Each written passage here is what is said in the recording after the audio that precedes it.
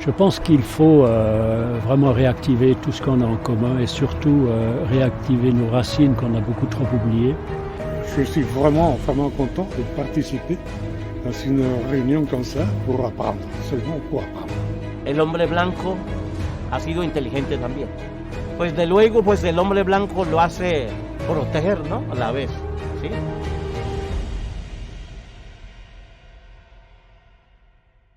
Ah, bah, j'avais pas le son. Bonjour à toutes et à tous. Je me présente, je suis Lise Fabreau, je suis chargée de mission au sein de l'association Tchandoukoua, ici et ailleurs, depuis 6 ans maintenant, 6 ans cette année.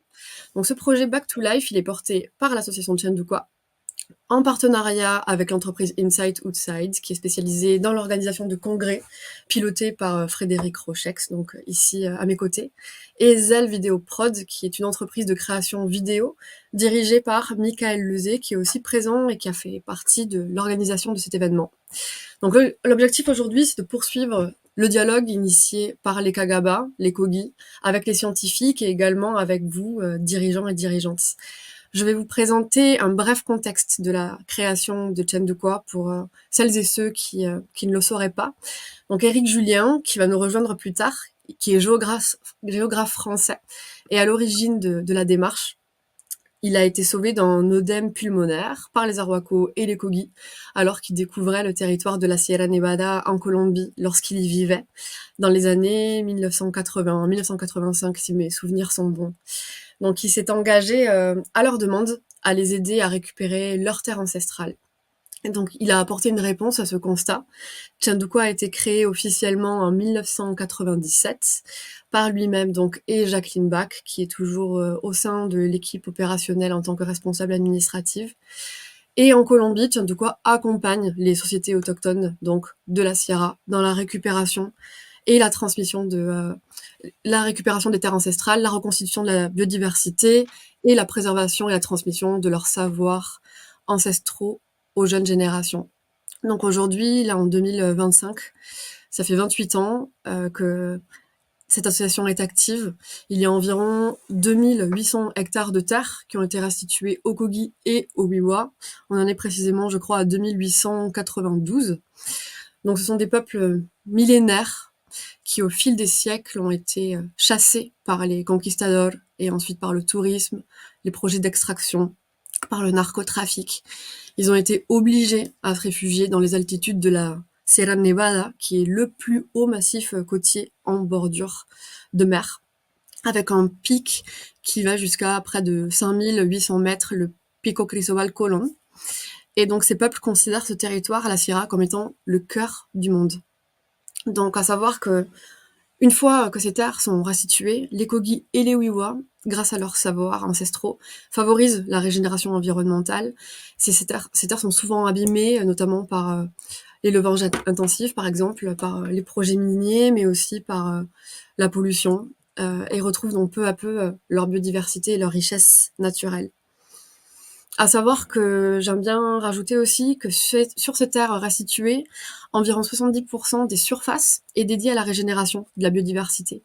Donc sur ces 2800 hectares, ça fait environ 2020 hectares aujourd'hui laissés en régénération naturelle. J'aime bien aussi rappeler que si les peuples autochtones ne représentent aujourd'hui que 5% de la population mondiale, ils gèrent près de 25% de la surface terrestre où se concentre près de 80% de la biodiversité. Donc, parmi ces sociétés, on les a déjà énumérées, il y a les Kogi, les Arhuaco, les Wiwa et les Kankwamo, avec lesquels, par contre, nous ne travaillons pas. Et ces 4 peuples sont descendants des Tairona, qui est une des plus grandes sociétés précolombiennes du continent sud-américain, à l'image, vous connaissez certainement, des Incas, des Mayas, des Aztèques. Et donc, ils jouent un rôle essentiel dans la protection de la biodiversité et des écosystèmes. Je dirais qu'il y a aussi une autre donnée de taille que j'aime bien communiquer. Leurs savoirs ancestraux ont été reconnus patrimoine culturel immatériel de l'humanité par l'UNESCO en 2022. Donc face à l'urgence écologique, les Kogi ont décidé de sortir de leur isolement et nous tendent la main à nous pour nous aider à comprendre et tenter de réparer nos territoires. Bon, maintenant, j'en viens aux objectifs de l'association en France, car nous intervenons pas uniquement en Colombie. En Europe, l'association, elle tente d'ouvrir des espaces de dialogue avec donc les peuples autochtones, ces sociétés racines, afin de remettre du vivant au cœur de nos actions, dans les champs de l'éducation, de la santé, de la régénération des territoires, mais aussi de la gouvernance. Donc concrètement, ça se traduit par des activités telles que animer des dialogues croisés entre donc sociétés autochtones et scientifiques européens, et c'est de ça dont nous allons parler aujourd'hui. On intervient aussi sous forme de sensibilisation en entreprise, dans les festivals, dans des forums internationaux, mais aussi dans les écoles et dans les universités. Donc Frédéric, je te laisse la parole pour poursuivre sur ce sujet. Merci beaucoup, Lise. Bonjour à tous. Donc, ce webinaire, en fait, il est là pour prolonger un diagnostic qui a été réalisé donc, en 2018 dans la Drôme, puis en 2023 autour du Rhône. C'est un moment très particulier puisque, comme tu l'as dit, Lise, les Kogis viennent jusqu'à nous pour nous faire passer des messages. Et là, c'était un moment d'échange avec des scientifiques autour du fleuve Rhône, essayer de croiser et faire un diagnostic croisé des Kogis d'un côté et des scientifiques de l'autre. On va voir tout à l'heure un film exceptionnel de Mickaël d'une dizaine de minutes. Mickaël qui est vidéaste réalisateur, qui va aussi présenter son film et qui va nous montrer le regard qu'ont porté les Kogis durant ce diagnostic croisé. Alors justement, Lise, tu étais présente, toi, durant ces plusieurs journées, je crois qu'il y en avait entre 7, 8 ou même 10 jours. Est-ce que ce périple à leur côté t'a généré des souvenirs ou des moments marquants? Ouais, c'est ça, j'ai eu la chance d'accompagner la délégation, mais presque à toutes les étapes, excepté en Corse. Il y a énormément de souvenirs qui m'ont forcément marquée. Quand tu m'as posé cette question hier, j'ai pensé à... Je pense que ce qui m'a le plus marqué, c'est leur manière de percevoir les lieux et les liens invisibles. Par exemple, nous nous sommes rendus dans des lieux que je pensais un petit peu connaître, dans lesquels j'étais déjà allée les années passées, notamment dans la région Auvergne ou en Camargue, au delta du Rhône. Et ces lieux ont pris un peu une autre dimension à travers leurs yeux. Par exemple, vers Ruffin, nous sommes passés près de volcans et près de sources thermales. Et à Régossès, en concertation avec les Mamo et Carmen, eux, ils voyaient les narines de la Terre. C'est-à-dire que la respiration de la Terre qui doit trouver des moyens de respirer, et ça se matérialise vraiment par ces sources thermales. Après, j'ai pensé à un autre endroit, à la confluence Ain-Rhône, donc qui constitue l'une des dernières confluences naturelles et actives d'Europe.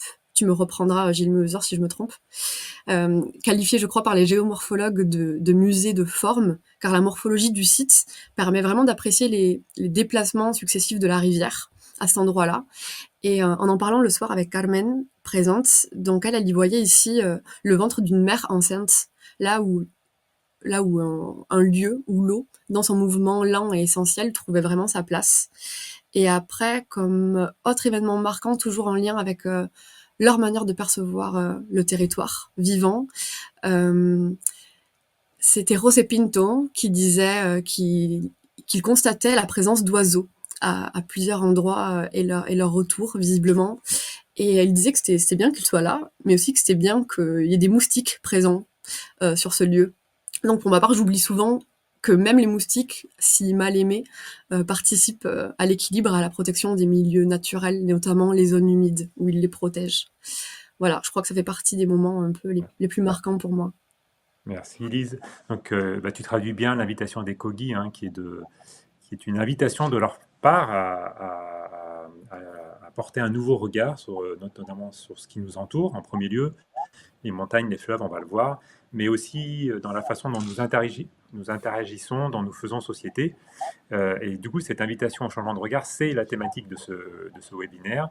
Et donc aujourd'hui, on a la chance d'avoir avec nous un scientifique, 2 responsables d'organisation. On va tout de suite vous proposer de vous les présenter et ils vont nous aider à mieux comprendre comment eux ont été impactés justement par ce regard des Kogis et qu'est-ce que concrètement ils ont mis en place dans leurs organisations. Lise, je te laisse présenter notre premier invité. Oui, donc aujourd'hui, on va accueillir Gilles Mulhoser, qui va apparaître ici, normalement, voilà, qui est écologue et ex-directeur de l'Office cantonal de l'eau de l'État de Genève, et qui était présent sur toutes les étapes suisses et une partie des étapes françaises du diagnostic croisé 2. Je te laisse la parole. Oui, Gilles. alors rapidement, donc biologiste de formation, je suis un jeune retraité qui vient de sortir de 40 ans de carrière professionnelle dans les politiques publiques, de l'eau, de la biodiversité, de l'agriculture, du territoire, du paysage. Pendant 11 ans, j'ai eu une entreprise privée, j'ai fait 25 ans dans le public, ça a été ma dernière partie de carrière, donc en tant que directeur général, et j'ai exercé en tant que directeur quasiment toute ma carrière. Merci Gilles. Merci. Euh, on sera aussi avec donc Sébastien Lovy, qui est PDG d'Intermédical, une entreprise privée, mais vous allez voir, c'est assez étonnant. Il a vraiment mis en place beaucoup des principes des Indiens Kogi. Sébastien, tu peux dire un petit mot, te présenter? Bonjour à tous, donc Sébastien Lovy, donc je suis entrepreneur donc dans le Var, marié depuis 25 ans, père de 3 enfants, passionné par le sport et je dirige donc Intermédical Group, un groupe familial d'environ 250 salariés, une quinzaine de sociétés spécialisées dans la distribution de produits pharmaceutiques et parapharmaceutiques. Et le siège est basé à Hier. Merci Sébastien. Et comme grand témoin aujourd'hui, nous allons accueillir une troisième personne, Pascal Martineau. Bonjour Pascal, je te laisse te Bonjour, présenter. pardon. Bonjour, oui, je suis Pascal Martineau, alors directrice générale des services de Sciences Po Grenoble. Je suis haut fonctionnaire, j'ai travaillé dans de grandes collectivités avant de venir à Sciences Po en tant que DGS. Mais avant, j'ai commencé ma carrière professionnelle dans le secteur privé. Voilà, donc je bénéficie de cette richesse de culture professionnelle qui me permet peut-être justement de croiser certains regards, pas forcément opposés, mais complémentaires. Merci Merci. Pascal.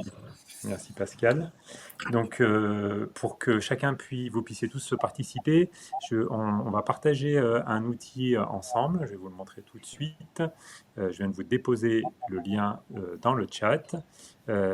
Donc, c'est un outil participatif. L'idée, c'est que plutôt que vous participez dans le chat, vous allez sur ce lien. Donc, c'est le lien Miro que je viens de déposer dans le chat. Vous cliquez dessus. Vous pouvez faire trois choses sur cet outil, nous poser vos questions, donc ce sont les post-it jaunes qui sont sur la droite. Ici, vous remplissez les post-it ou vous en rajoutez. Vous avez sur la gauche des apports, si ça vous évoque des choses, si vous conseillez des lectures, si des films ou des avis, n'hésitez pas à les déposer ici.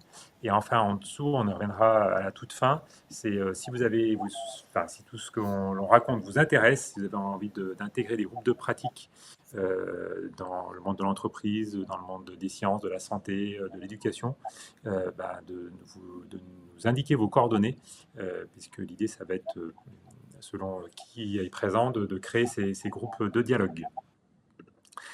Je cesse mon partage, voilà.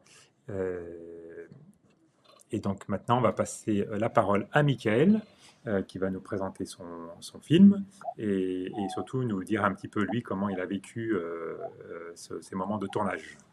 Merci Lise. Merci à toi Frédéric. Oui, bien le bonjour à tout le monde. Voilà. Thématique que tu as rappelée, Frédéric, le changement de regard. Je pense que nous avons tous en tête la phrase de Proust, Marcel Proust, l'homme à la Madeleine. Le seul, le vrai, l'unique voyage, ce n'est pas de chercher de nouveaux paysages, mais de changer de regard. Donc il y a une information intéressante. Proust, il n'est pas né hier, donc c'est quelque chose qui est redondant dans une société. C'est une question universelle qui revient sans arrêt, de sortir du moule culturel dans lequel on a grandi, qui nous fait voir le monde d'une certaine manière. Il y a un psychiatre qui s'appelait Jean-Louis Dumas qui disait: nous ne voyons pas le monde tel qu'il est, mais tel que nous sommes. Donc de sortir de ce chêne, de cette prison culturelle, personnelle ou collective, pour commencer à appréhender les mystères du monde dans leurs inconnus, dans leur réalité, non pas dans le filtre culturel qui est le nôtre. Et les Kogi ne nous disent pas qu'ils ont raison dans la réponse. Ils nous invitent pas à devenir Kogi, ils nous invitent simplement à parler de ce que nous avons en commun, c'est-à-dire la vie et la nature, la vie et le vivant. C'est bien cet objet-là qu'ils nous proposent pour dialoguer. Parlons de ce que nous avons en commun, le vivant, dans l'éducation, dans les entreprises, dans nos territoires, parce que nous sommes vivants comme Kogi ou comme chef d'entreprise. et ne cherchons pas à avoir raison, mais dialoguons sur nos perceptions. Et je trouve, et merci à nos invités aujourd'hui, je trouve que dans l'époque, qui est quand même une époque d'éclatement, je ne vais pas vous faire la liste des conflits, j'ai écouté ce matin que si on prend tous les conflits sur Terre qu'il y a en ce moment, il y en a plus d'une centaine, si on ne parle pas que des plus connus, et donc d'avoir un espace où on ose mettre en avant le dialogue, l'altérité et la rencontre. Tu as essayé de filmer ça, Mickaël, ça donnait quoi?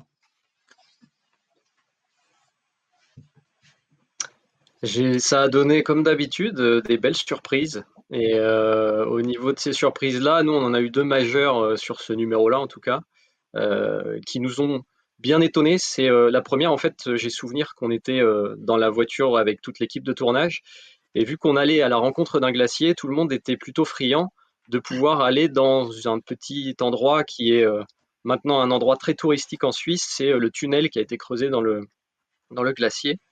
Et en fait, ça nous a montré tout ça que le regard qu'on posait dessus, très naïf au départ, était au final un regard que les Kogi ne partageaient pas du tout, et bien au contraire, parce que pour eux, le C'était quoi le glacier, regard c'est naïf que tu tout autre portais, chose toi? qu'un glacier. Je vais pas vous dire là, C'était quoi le regard le naïf que regard toi tu naïf, portais? c'était de pouvoir visiter un lieu.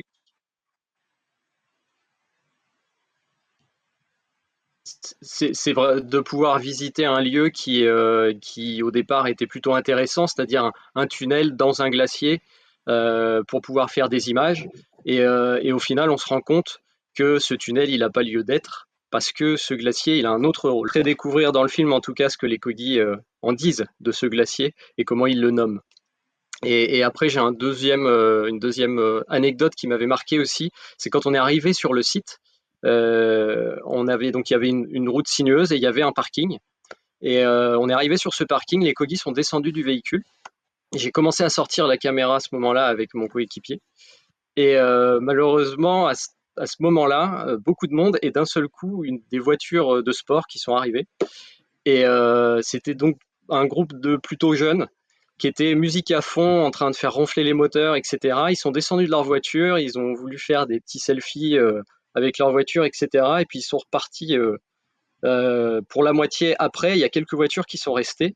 Et en fait, ils se sont regardés avec les Kogi et on voyait vraiment le choc des liens entre deux mondes. Il y avait d'un côté ces jeunes qui étaient là juste pour essayer de voir le paysage et peut-être même le prendre en photo, et de l'autre côté des gens qui avaient l'air beaucoup plus intéressés sur s'ancrer à ce lieu, essayer de comprendre ce lieu. Et donc ça a fait un peu un petit, pas un clash, mais en tout cas on a bien vu qu'il y a après les deux moments marquants qui nous ont montré qu'en fait il est important parfois de se prendre du recul et de poser un autre regard sur ce monde. Donc, autre regard sur le monde, on va peut-être regarder les images. Ce que nous voyons comme une masse de glace qui produit plus ou moins de l'eau et qui est une esthétique devant laquelle on se prend en photo, si je reprends ton exemple avec les jeunes et leur voiture de sport, les Kogi voient tout autre chose. Et ils voient un cerveau. Ils vont nous l'expliquer dans le film. Et donc, c'est vraiment un changement de regard sur la nature, la vie et nos territoires. Donc, merci pour ces images. J'imagine qu'on va les découvrir maintenant.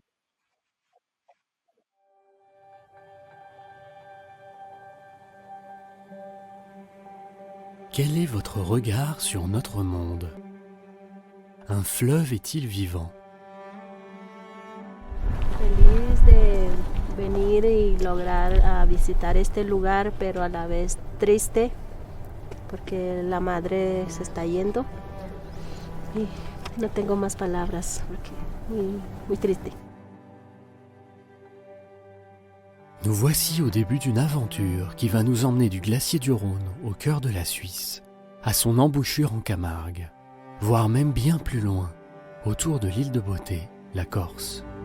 Nous partons dans un voyage à la croisée des savoirs, un cheminement entre deux regards, celui de nos scientifiques européens et celui de nos invités.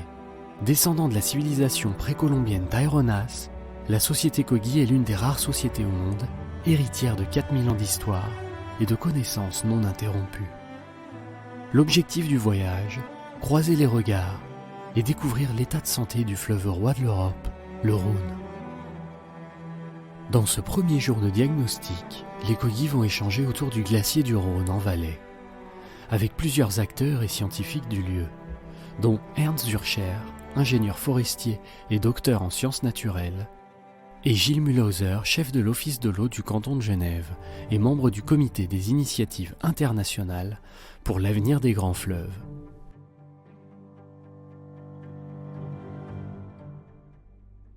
Pero aquí, pues ver esto da muchos cambios, las coberturas vegetales. Bueno, también no veo animales, pero es un poco triste. En fait, on est ici dans un endroit tout à fait crucial pour l'Europe.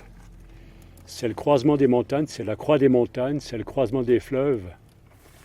On a vu ici la stèle concernant le Rhône, c'est la source du Rhône qui part sur la Méditerranée. On a à quelques dizaines de kilomètres sur le versant italien, qu'on peut aussi gagner à pied depuis ici, la source du Ticino qui se jette dans le Pô, qui se jette dans l'Adriatique. C'est donc la Méditerranée orientale. Et on a quelques dizaines de kilomètres plus loin la source du Rhin qui se jette dans la mer du Nord. Et un tout petit peu plus loin, du côté des Grisons, le quatrième fleuve, Céline, qui se jette dans le Danube, qui va dans la mer Noire. On a donc ici, on est adossé à 3 confrères qui font le même travail dans les autres directions du ciel.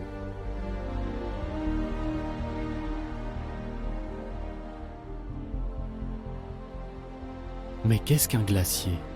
Une masse de glace constituée par l'accumulation de couches de neige? Ou aurait-il une autre fonction? Pour les Kogi, un glacier serait bien plus qu'un château d'eau. Il jouerait le rôle d'un cerveau, qui, comme dans le corps humain, envoie des messages aux différents organes du corps. Qu'ils viennent à s'assécher, se déshydrater, et c'est tout le corps qui devient malade.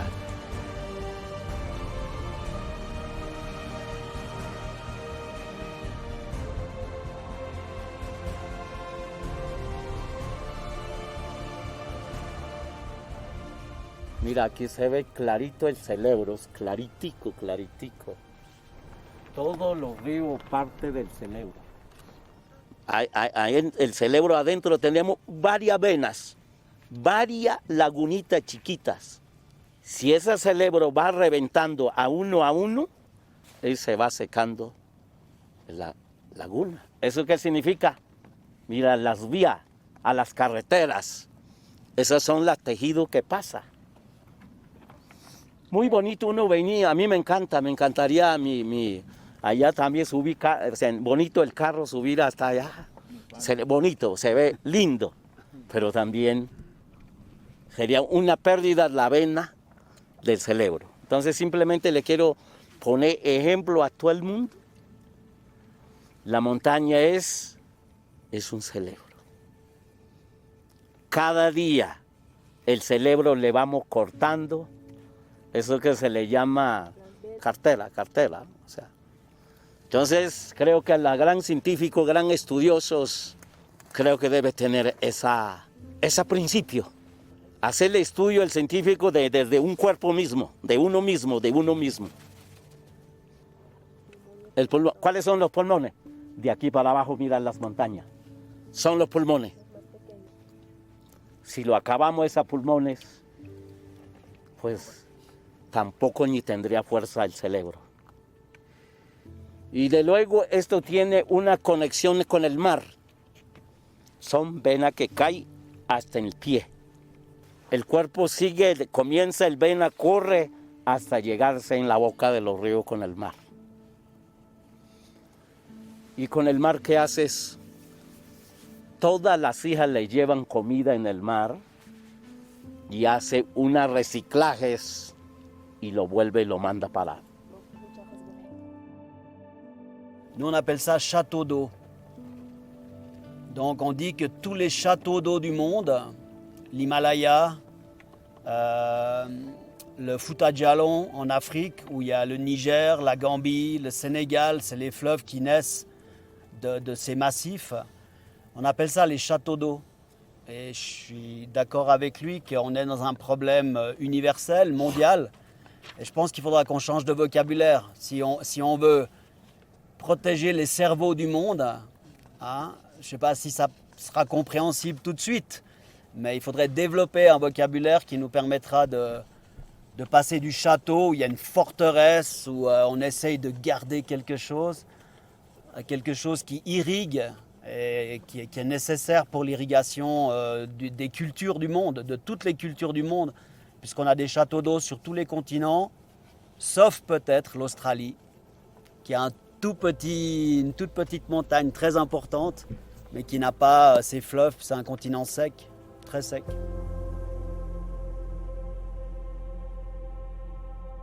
Está prohibido pisotearlos al cerebro. Pongámoslo como una persona. Prohibido pisotearlo en los oídos, en el ojo, en la nariz, donde respira. Porque el costumbre, el visita es visitarlo, turismo, paisajes bonitos. Físicamente el paisaje está bonito, ¿no? Tomamos fotos y hacemos todo. Pero a cambio, ¿a qué protegemos? Porque esto no es un problema de un Estado, sino que es un problema universal. Cuando nosotros planteamos, otro piensa las pobrezas, el otro piensa el desarrollo, la calidad de vidas, pero también pensamos calidad de vida de la pobreza. La pobreza significa mantener intacto la montaña. Se evita el turismo, ¿sí? El pueblo indígena defiende los principios, defiende el cerebro, el cuerpo del territorio, defiende. Contra no indígena el plan de desarrollos, pero el indígena hablamos de cuidado. Otro habla de conservación. El problema es que un estado donde no hay indígena no proponen, luchan dos conocimientos, dos científicos, dos ciencias. Mira, nuestra ciencia no permitiría plástico allí abajo, pero la ciencia externa permite, para que el hielo no se acabe, hay que ponerle un plástico.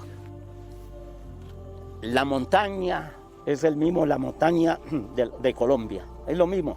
Tiene unas conexiones, tiene un hilo. En todo estado, en Colombia, todo estado se está acabando los glaciales. Y eso creo que toca hacer un diagnóstico bien profundo. En Colombia tenemos una represa de las Guajiras, para el mundo afuera bonito. Reguío, lindo, bien, todo, sí. Pero nuestros culturales sufre del agua. Eso es taponar un cerebro de la vena gruesas que baja, venas gruesas, pues taponarlos de alguna manera, algún tiempo se puede morirse. Este estado lo que recorrimos, con Gila que recorrimos, pues el agua está claro. Ejemplo tengo que decir en Colombia, este ejemplo. Eso sirve un ejemplo, un estado, la usemos, hagámoslo, reciclémoslo, volvámoslo al cerebro del río, me parece importante, ¿sí? Ojalá el Estado Suiza, el gobierno suiza, viera un poco más el cerebro. Que savons-nous vraiment du fonctionnement des glaciers, de leur rôle, des poumons d'un territoire, des rivières qui naissent dans la mer? Sans doute rien, ou si peu.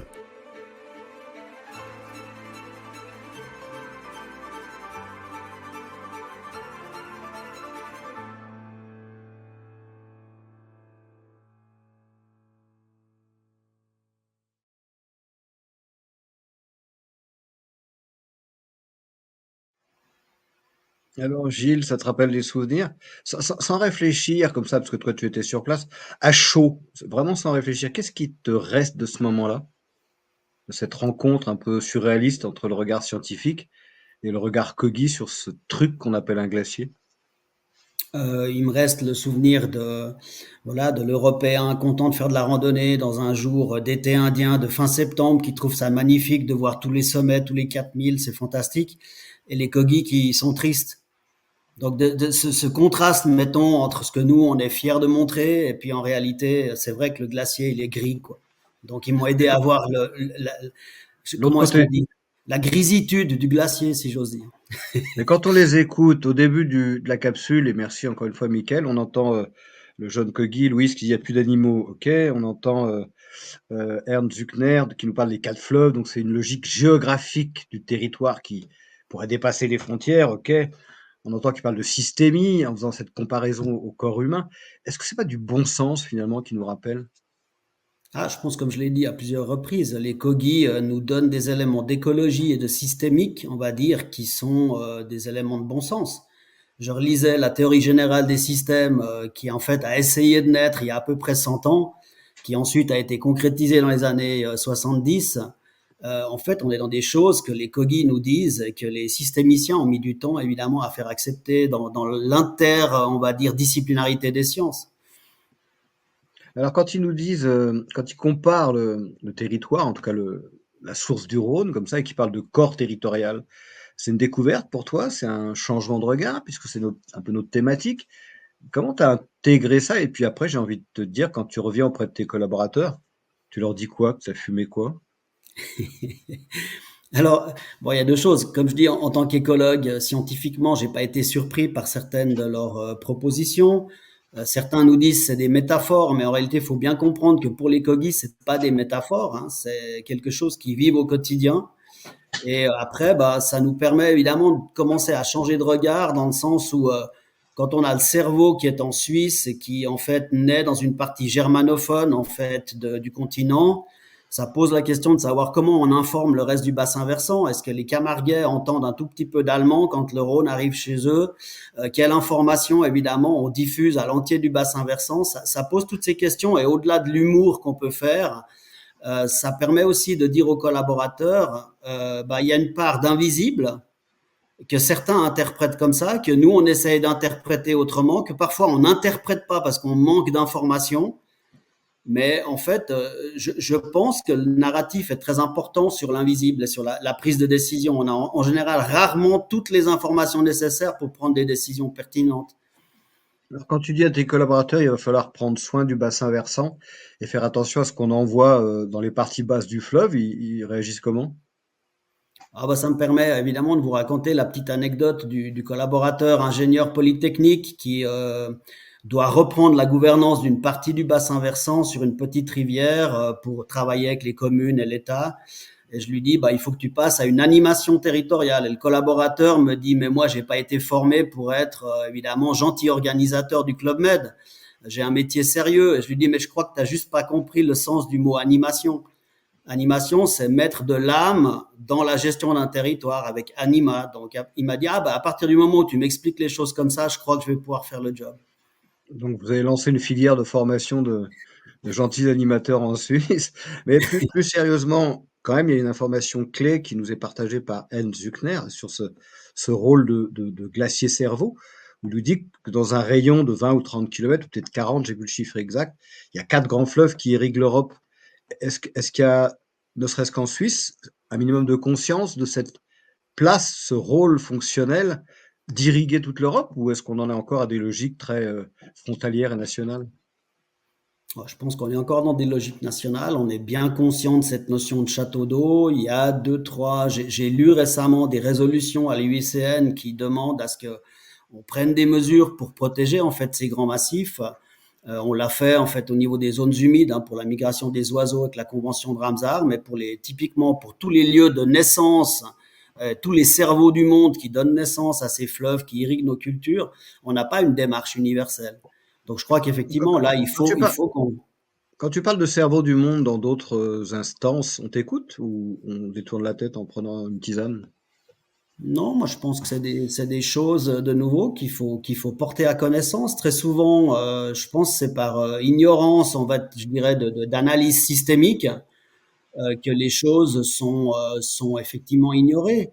on travaille de manière tellement sectorielle, chacun prend ses décisions dans son domaine, dans sa procédure, dans son projet, que les moments où on peut prendre comme ça du recul sont rares. Ouais.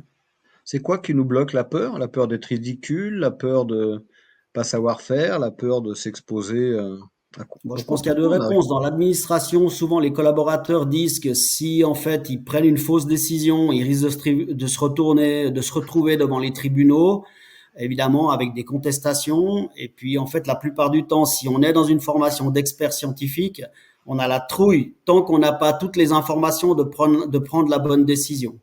Alors qu'en termes de politique publique, on n'aura jamais toute l'information. Et c'est là où je pense que des messages comme ceux des Kogi peuvent nous permettre peut-être de gagner du temps sur l'interprétation d'éléments invisibles, d'éléments évidemment qui fonctionnent de façon systémique et sur lesquels il faudra oser effectivement ne pas avoir peur. Un peu d'audace, que diantre. Mais alors, en termes d'audace, quel lien tu as fait? On entend dans les images que les Kogi parlent de corps territorial, que si on coupe les veines, que si on n'entend pas cette vision systémique, ben on tombe malade. Une organisation fonctionne un peu comme ça. Comment tu as fait la transposition entre le monde géographique naturel et une organisation? Tu as essayé de faire ce lien? Oui, bah en fait, je crois que la semaine qui suivait, j'ai déjà rendu compte des éléments qu'on avait vécus sur le terrain pour que les gens sachent un petit peu ce qu'il était allé faire. Le directeur général, c'était uniquement de discuter et de prendre de l'ayahuasca. Après, évidemment, pour moi, cette notion d'animation territoriale, c'est-à-dire de faire en sorte de faire parler tous les regards, de on a créé un observatoire des paysages sur le Rhône, par exemple, avant de discuter, par exemple, de la personnalité juridique en fait des écosystèmes. Il me semble qu'il faut qu'on draine quels sont les liens, les relations que chacun peut avoir avec un écosystème, avec un glacier, avec un fleuve, avec une forêt, pour ensuite évidemment commencer à capitaliser en commun de comment on veut agir par rapport à ça. Et je pense qu'au niveau de l'entreprise, c'est pareil. Si on n'écoute pas toutes les voix, les apprentis, les collaboratrices, les scientifiques, le personnel administratif, je pense qu'on n'arrive pas à quelque chose où évidemment on arrive à tirer tout le monde derrière sa vision, quoi. Une phrase qui te reste pour dire, est-ce que c'est ridicule de discuter avec les Kogi, ou est-ce que si tu avais une phrase pour dire finalement, tenter ce dialogue, c'est? Tenter ce dialogue, c'est faire en sorte que, effectivement, on arrive à mettre nos différences en commun. C'est faire dialoguer des cultures, des écosystèmes. Donc, à mon avis, ça renforce vraiment le dialogue, de sorte à être effectivement un peu moins naïf dans la prise de décision ultérieure. Merci Gilles, merci beaucoup. Merci. Pascal, où es-tu? Sors de ce corps. Je suis là. Merci d'avoir accepté de jouer le rôle de grand témoin.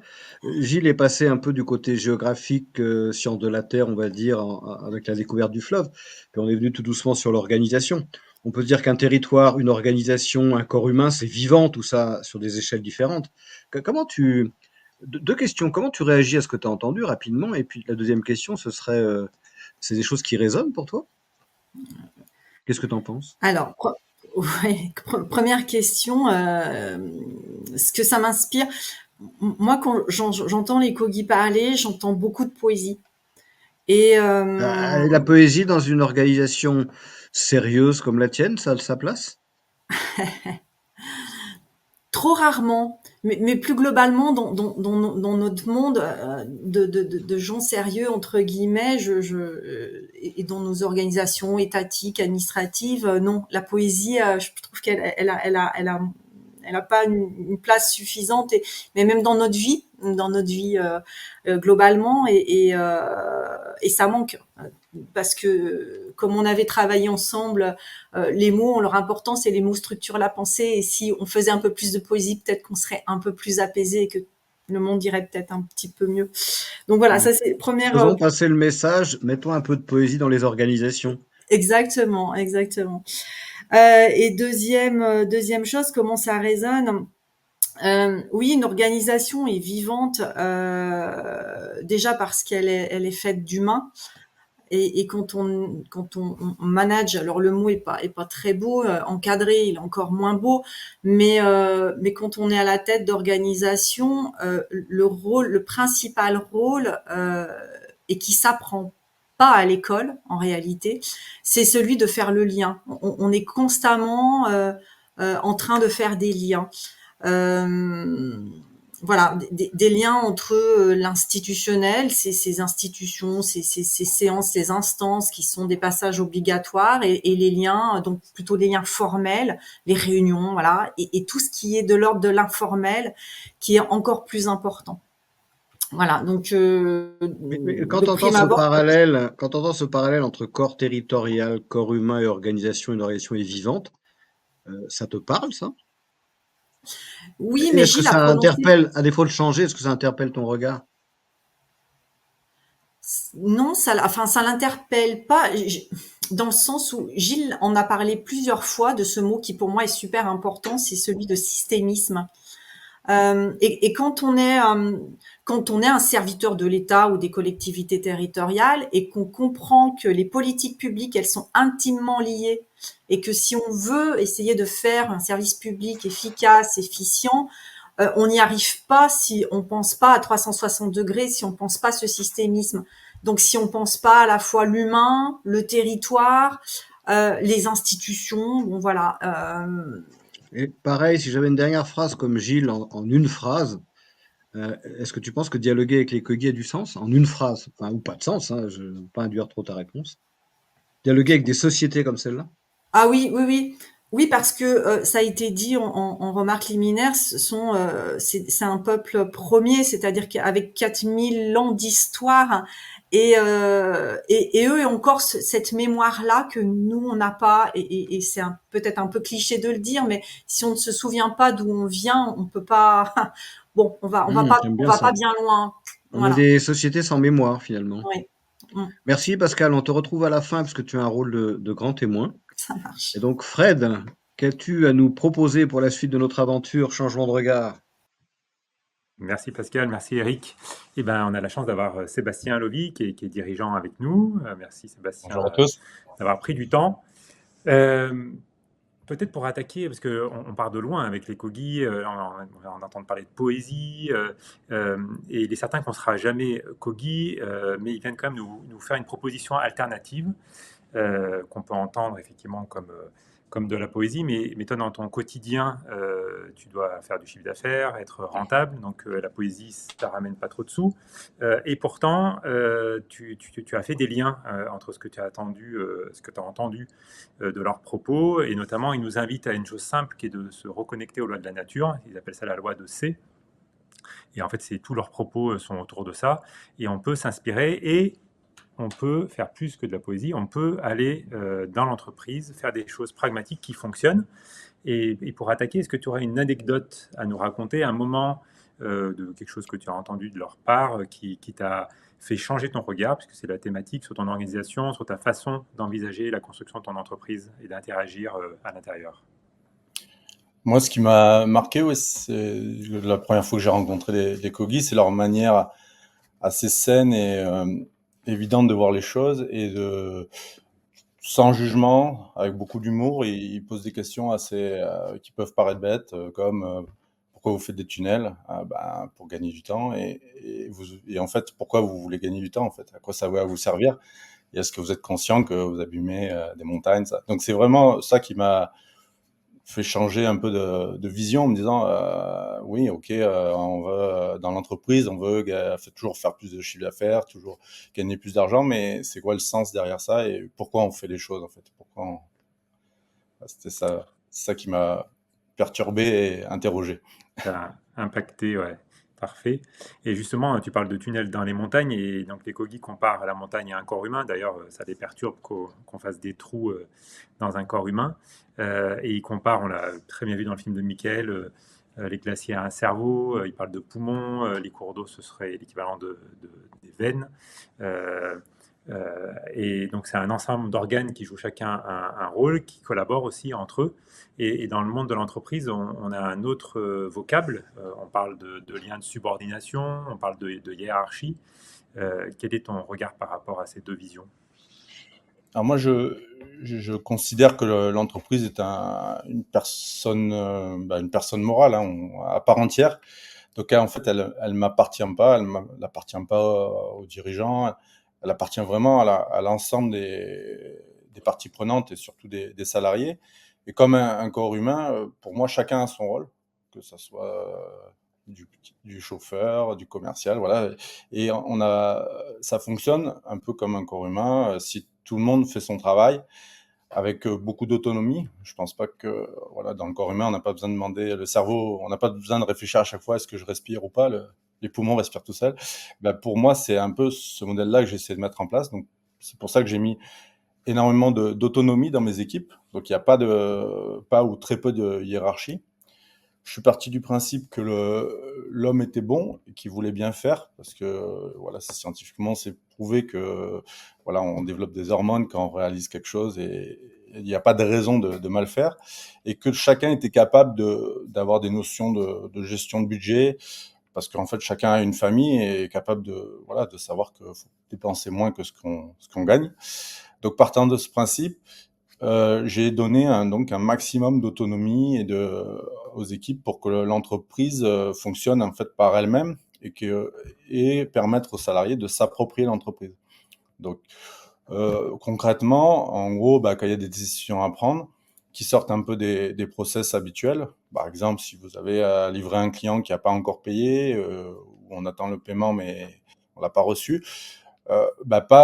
l'idée c'est qu'ils se discutent entre eux, entre la personne qui est au stock, qui discute avec le chauffeur, entre le commercial, la comptabilité, et qu'ensemble ils disent oui, ce client il est sérieux, il n'y a jamais eu de problème, ça fait 5 ans et on va livrer la marchandise même si il y a un risque, parce qu'en fait je considère que d'abord ils savent mieux que moi, ils savent mieux que nous la direction, parce qu'ils sont sur le terrain et qu'ils sont tout à fait capables de prendre une décision comme si c'était leur argent, parce qu'ils se sont appropriés l'entreprise. Un autre exemple, ça va être le fait que comme les Kogi, j'ai appris auprès des Kogi qu'ils n'avaient pas de prison et qu'ils sanctionnaient assez peu l'individu. C'était plutôt au collectif de se remettre en question. Donc comme je l'ai dit, je pars du principe que l'individu essaye de bien faire. Donc si moi, une personne de mes équipes va faire une erreur, je vais demander à l'ensemble de l'entreprise, à l'ensemble des équipes de se remettre en question. Pourquoi l'individu a fait une erreur? Est-ce qu'il a été mal formé? Est-ce qu'on lui a pas donné les moyens de bien faire? Est-ce qu'aussi il a un besoin de se faire remarquer? Et en fonction de ça, de se remettre en question et d'éviter au maximum les sanctions individuelles au profit d'une remise en question collective. Donc, ce qu'on comprend là, donc, avec une faible hiérarchie, on va dire, donc à mon avis, tu cumules un peu les échanges de dialogue, de discussion, comment tu fais pour que les gens, enfin, réguler ces moments, notamment s'il y a une erreur. Ok, il n'y a pas de prison, mais comment ça se gère?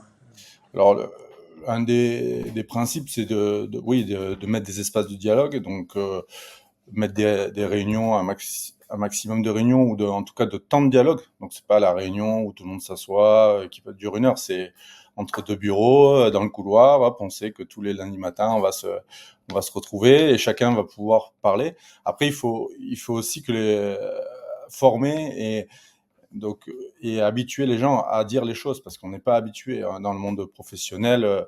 Les gens sont là pour jouer un rôle et surtout obéir et rien dire. Donc là, dans mon entreprise, c'est non, vous avez la responsabilité, chacun est responsable de son domaine, il n'y a pas de hiérarchie, mais il y a des responsabilités, et vous avez la responsabilité de dire ce qui va pas, sans forcément juger les autres et attaquer.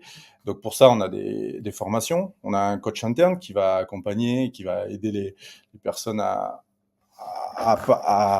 parler vrai, à se dire les choses.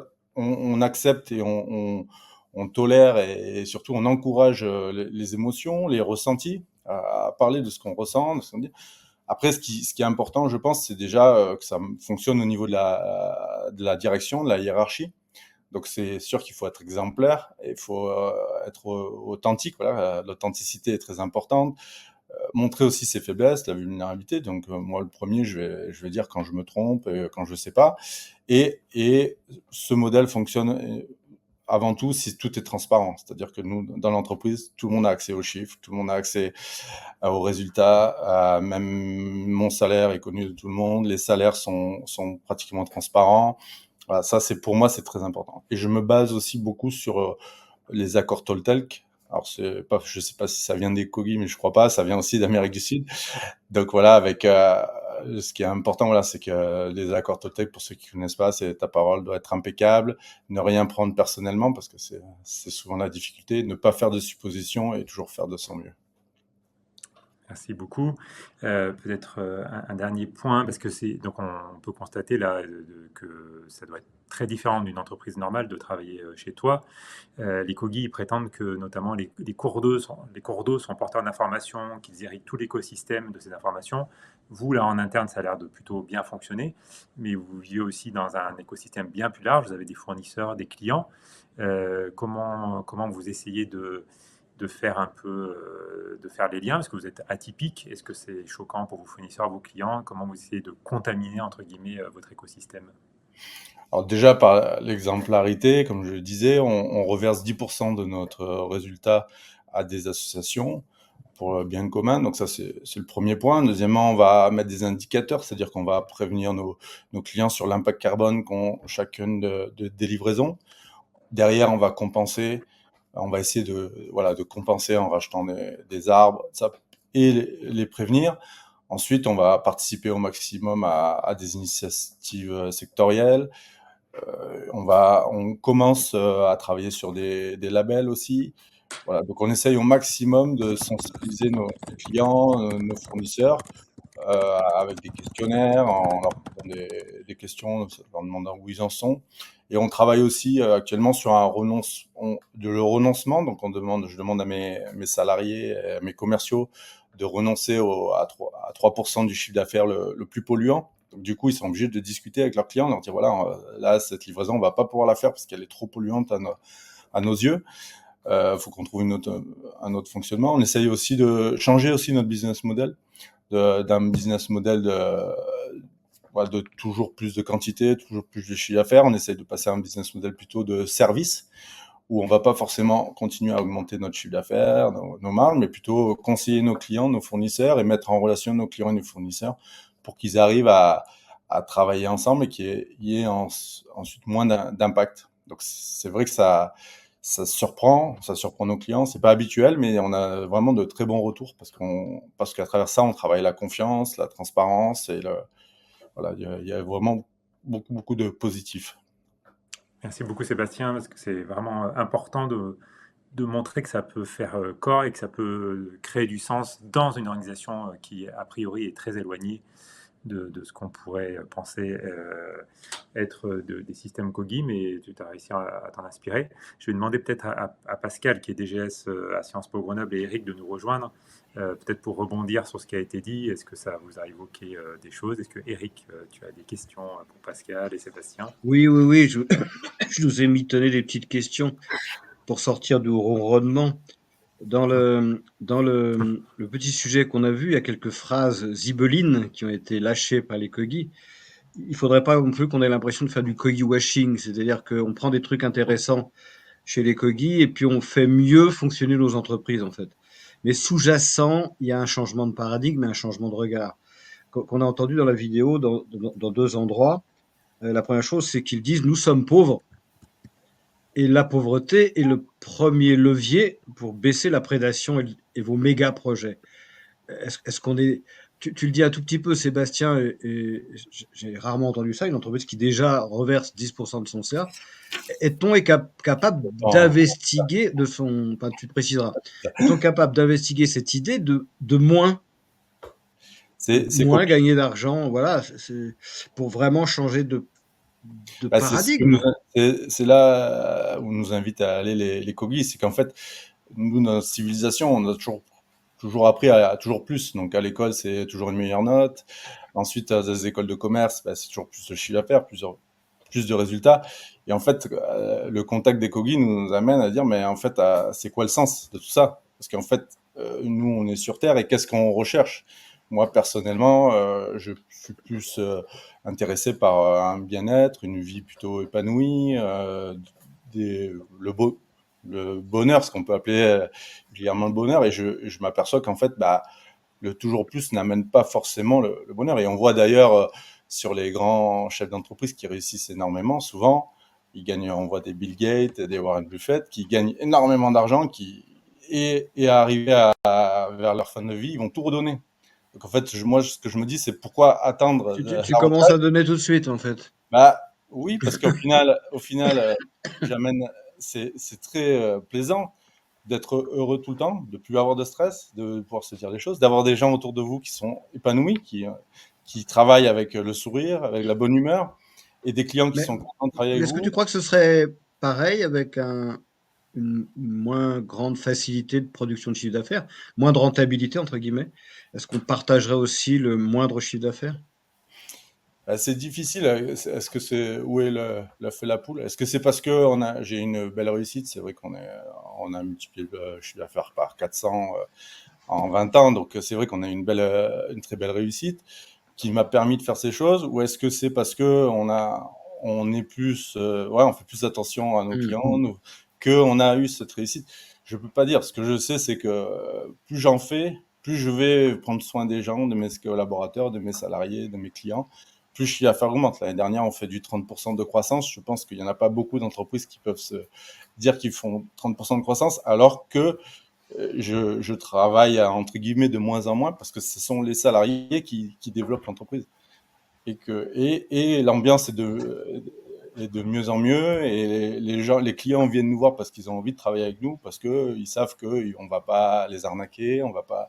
Donc c'est Voilà, un vrai élément de différenciation, je veux bah, dire des gros mots, commercial. Mais j'aurais une question spéciale pour toi, Pascal. On a entendu souvent les Kogi nous parler des mots utilisés. Est-ce que si on pense à ces organisations vivantes, est-ce que le mot direction, directeur a encore du sens? Ou est-ce que ça commence pas par la manière dont on nomme les choses? Est-ce que c'est pas de la coordination? Est-ce que c'est pas si je t'entends bien, Sébastien, tu essaies de développer l'autonomie. Donc, oui, directeur avec une casquette juridique de responsable, ça je l'entends. Mais est-ce que les mots sont encore les bons? Par exemple, quand ils ont été à Fessines, parc de 50 hectares en bordure du Rhône à Villeurbanne, la question qu'ils ont posée, c'est pourquoi vous appelez ça un parc? Ils nous interrogent beaucoup. Le glacier, c'est un cerveau. Est-ce qu'on pourrait pas réfléchir au changement de mots, d'appellation? Est-ce que ça a du sens? Juste, Alors, ouais, je vais aussi répondre à la première question que tu as posée à Sébastien.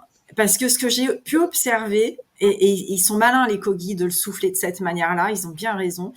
Ce que j'ai pu observer dans ma carrière, c'est que une organisation, elle est toujours moins innovante, moins dynamique, voire peut-être moins intelligente, j'aime pas trop ce mot-là, parce que quand elle n'avait que des problèmes de riches à gérer.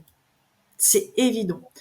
Et voilà. Et l'innovation elle arrive malheureusement. Peut-être qu'on doit attendre. En tout cas, moi, c'est ce que j'ai observé dans l'administration, parce qu'on n'est pas une entreprise, donc on n'est pas là à la recherche de faire du profit, etc. Et puis on distribue que de l'offre. C'est la vulnérabilité qui réveille ça? Agilité? Oui, enfin,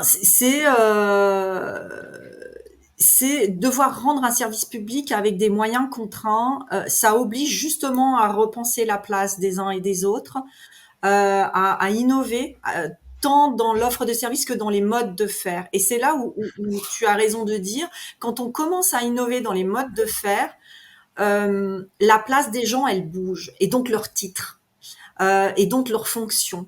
Et c'est là où on comprend que le bon manager, entre guillemets, c'est pas celui qui donne des ordres, c'est celui qui va autonomiser. C'est celui qui met du lien, en fait, en réalité. C'est plus ça. Donc, oui, plus on innove, mais c'est ce qu'on avait vu ensemble. Un jour, il faudra réinventer les mots pour dire les choses, parce que les réalités seront plus les mêmes. Alors attention, parce que si on laisse passer le message comme quoi il faut réduire les financements publics pour forcer les fonctionnaires à la créativité, ça risque de créer une petite vague de contestation. Je fais aussi dans la provocation. Mais sur le fond, c'est la... Eric, pour répondre à ta question, dans mon entreprise, il n'y a plus de directeur. Ouais. On appelle ça il y a des référents, des responsables d'une activité, mais ils n'ont plus le titre. Déjà, on évite de mettre des titres. En fait, ça devient une évidence et ils s'approprient les titres, mais il y a plus on évite d'avoir des directeurs. Ouais. Il y a des référents, des responsables d'un domaine. Frédéric, qu'est-ce que ça t'évoque? Est-ce qu'il y a encore des titres chez toi? Moi, je suis sur le même, on essaie d'être sur le même chemin que Sébastien. Donc non, depuis l'origine, nous, il n'y a pas de, on a supprimé le poste de chef et de hiérarchie. Et on a une grande croyance que il y a une autre notion dont on n'a pas parlé aujourd'hui, hein, c'est le masculin et le féminin. Et les Kogi nous incitent beaucoup à aller vers la notion de féminin et de moins de rapport dominant-dominé. Donc là, c'était sous-jacent à un peu tous les propos. Il y a d'autres voies de s'organiser et qui fonctionnent. Ouais. Donc, J'ai c'est pas bien tout les à fait le entendre. timing en tête, mais finalement, si on clôturait Et sur ben, est-ce que ça a changé le regard? Est-ce que ça, il y a, sur cette avant de question? clôturer, je pense que Mickaël peut nous rejoindre et pour peut-être aussi avoir des questions du public qui ont été posées soit Ouais. sur le numéro, soit sur le chat. Il y a plusieurs questions, effectivement. Bonjour tout le monde. Alors, les questions, elles sont beaucoup liées à la vidéo, notamment, par exemple, si les glaciers sont des cerveaux pour les Kogi, qu'est-ce qui représente les poumons, le cœur, le système digestif? Est-ce qu'ils ont la même analogie pour les autres parties du corps? Eric, peut-être que tu peux donner quelques mots là-dessus. En une phrase, la réponse est oui. Alors, c'est une analogie poétique, hein. On va continuer dans cette veine-là. Par exemple, les pieds qui sont dans le delta du Rhône, ce sont les lagunes. Et pourquoi? Parce que ces lagunes mélangent d'eau douce, d'eau salée, ont sans doute joué, hein, ils appellent ça les vieilles mers, un rôle clé dans le passage de l'eau de mer à l'eau douce. Donc c'est des zones tampons intermédiaires qui pour eux soutiennent la vie. Alors c'est pas des pieds au sens où on l'entend qui vont soutenir un corps, mais c'est quand même des bases, des pieds qui soutiennent le développement de la vie. Donc oui, ils ont cette métaphore pour à peu près tous les organes du corps. Et quand ils parlent du cœur, c'est intéressant parce qu'ils disent que sur un territoire, le cœur étant le premier organe qui vient dans l'embryogenèse, il y a des endroits sur des territoires qui sont premiers, qui sont arrivés en premier fonctionnellement par rapport à d'autres endroits. C'est une espèce d'immense porte qui s'ouvre sur un autre regard porté sur nos territoires, qu'ils ne deviennent plus des lieux à aménager, mais à apprendre à ménager. Merci Eric. Il y a d'autres questions qui peuvent être en complément par rapport à ce que tu disais. Peut-on avoir un doc sur lesquels s'appuyer pour agir, communiquer sur les territoires? Est-ce que, selon toi, par exemple, Eric, il y a des choses qui se construisent pour que les gens puissent agir en lien avec ce nouveau regard? Voilà, j'aurais bien laissé la parole à Lise. On prépare un 3e diagnostic croisé de santé territoriale sur 6 lieux laboratoires, un en Suisse et 5 en France, justement pour faire sortir des éléments de méthodologie un petit peu pour reproduire ce que ce dialogue peut faire émerger. C'est comment aborder différemment un territoire tout en restant, heureusement ou malheureusement, dans les logiques des collectivités locales et territoriales qui sont les nôtres. Et j'ai encore une autre question qui est, est-ce que cette capsule et d'autres seront accessibles? Comment pouvons-nous en plus faire connaître, diffuser le film, l'aider à le relayer? Au niveau des capsules, je peux déjà essayer de répondre un petit peu moi. Pour l'instant, les capsules, comme vous avez vu aujourd'hui, elles sont réservées à tous ces webinaires, donc on vous invite à vous y inscrire à chaque fois qu'on vous en diffuse un. Vous allez découvrir comme ça chaque épisode et vous aurez un peu plus de réponses d'ailleurs aux questions qui étaient posées juste avant sur le cœur, le cerveau et tous les systèmes que les Kogi ont pu transposer. Et après, pour le film, aujourd'hui, il faudra écrire à une adresse mail qu'on peut vous envoyer. Alors, je ne sais pas si on la mettra dans le chat ou autre, pour justement aider à relayer le film dans les salles. Voilà pour cette question-là. Je regarde s'il y en a d'autres qui sont venus entre-temps. J'ai pas l'impression. Ils demandent si comment transmettre, agir et soutenir les engagements sur le territoire. Gilles, ça t'inspire ça? Oui, il y Transmettre. a beaucoup de choses qui m'inspirent dans les questions qui ont été posées. Peut-être une chose que les Kogi nous disent clairement, c'est que 100% du territoire est important. Alors que vous avez remarqué comment nos politiques publiques s'amusent à hiérarchiser les choses. C'est-à-dire qu'on part du point de vue on est parti du point de vue pendant de nombreuses années que là où il y avait de la nature, c'était un vide, donc on pouvait construire. Alors que si on a une zone humide qui fait tout le recyclage et qui joue le rôle du Rhin pour le bassin versant, eh ben, on va effectivement se supprimer un Rhin, par exemple. Après, il y a une deuxième chose qui est importante, vous l'aurez compris, c'est que quand on travaille sur l'ensemble du corps territorial Rhône, ben, il faut que les Suisses et les Français bossent ensemble. Donc, je vous témoigne juste qu'un élu d'Arles m'a dit « Ah oui, moi j'ai compris qu'on était les pieds, alors on est bêtes comme les pieds. » J'ai dit « Non, vous n'avez pas compris. En fait, en réflexologie médicale, si on soigne correctement les pieds, vous nous aidez à réfléchir au niveau du glacier. » Donc, c'est juste au-delà de l'humour, dire qu'on doit travailler ensemble, en fait, entre les deux pays. Donc, ça a plein de conséquences concrètes sur lesquelles on est aujourd'hui incapable de travailler correctement, je pense. Merci, Peut-être merci pour, Gilles. pour Il y a encore une autre question, si c'est à voir, est-ce que je la pose ou pas? Allez, lance. Alors, la question c'est, peut-on accéder à un compte-rendu du diagnostic croisé Rhône-Rhin? Rhin, R-E-I-N-S, non, je rigole, Rhône, Rhin. Oui, sans doute, il y a des articles qui commencent à être produits, il y a un livre, il y a le film. C'était tellement riche en informations, Gilles, je ne sais pas si tu confirmes, c'est tellement dense qu'il faut du temps pour le synthétiser, mais oui, ça va arriver un jour. Ok, Ouais, donc je pense que- faudra suivre les réseaux pour ça. Parfait. Merci. Je vous propose pour conclure un petit mot de la fin pour Pascal, Sébastien. On vient d'entendre Gilles. Je ne sais pas si vous avez envie de partager quelque chose. Sur le changement de regard, peut-être. Eh oui. Pascal.